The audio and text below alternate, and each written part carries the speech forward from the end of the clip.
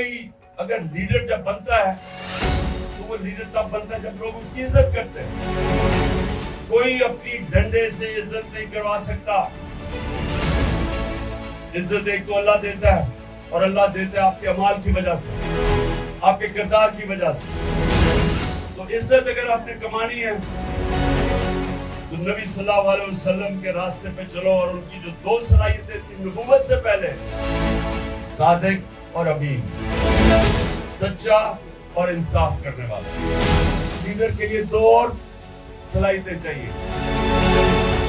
ایک کہ بزدل آدمی لیڈر نہیں بن سکتا, خوف سب میں ہوتا ہے, لیکن جو بھی انسان اوپر پرواز کرتا ہے وہ پہلے اپنے خوف کے اوپر قابو پاتا ہے پھر اوپر جاتا ہے.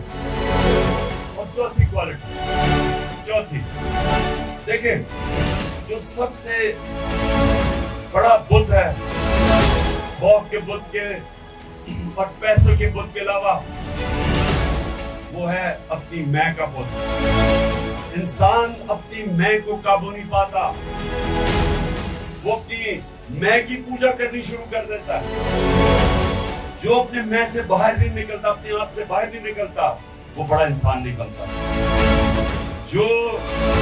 جس کی سوچ اپنے سے بڑی نہیں ہے وہ لیڈر نہیں بن سکتا.